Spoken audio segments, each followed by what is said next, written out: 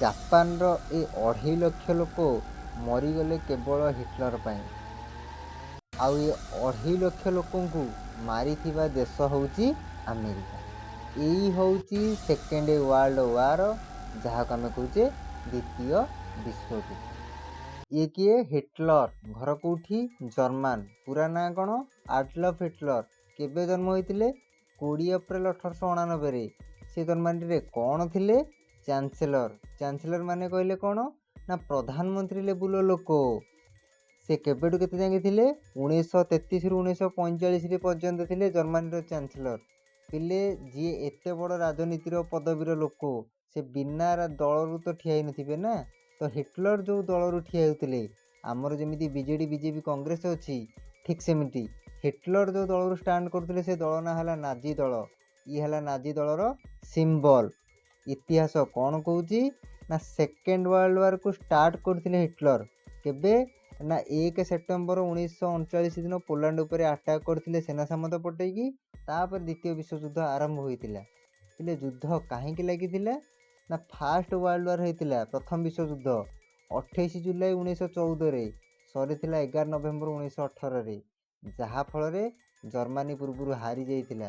ହେଲେ ଯୁଦ୍ଧ ଯେତେବେଳେ ବି ହେବ, ଦୁଇଟା ଦଳ ଭିତରେ ହେବ, ଜଣେ ହାରିବ ଜଣେ ଜିତିବ।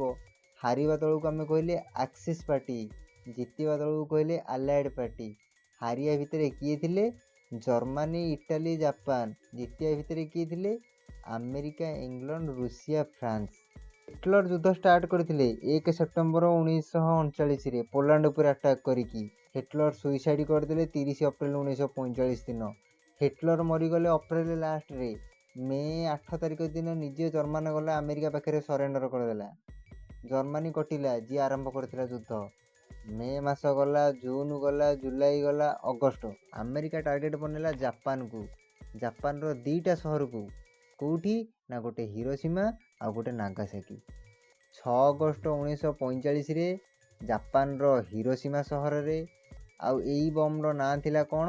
ନା ଲିଟିଲ୍ ବୟ। ଲିଟିଲ୍ ବୟ ମାରି ଦେଇଥିଲା ଏକାଥରକେ 140,000 ଲୋକଙ୍କୁ।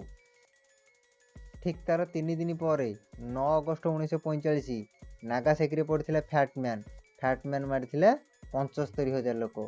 ଜାପାନର ଏ 2.5 ଲକ୍ଷ ଲୋକ ମରିଗଲେ କେବଳ ହିଟଲର ପାଇଁ। ଆଉ ଏ 2.5 ଲକ୍ଷ ଲୋକଙ୍କୁ ମାରିଥିବା ଦେଶ ହେଉଛି ଆମେରିକା। ଏଇ ହେଉଛି ସେକେଣ୍ଡ ୱାର୍ଲଡ ୱାର, ଯାହାକୁ ଆମେ କହୁଛେ ଦ୍ୱିତୀୟ ବିଶ୍ୱଯୁଦ୍ଧ।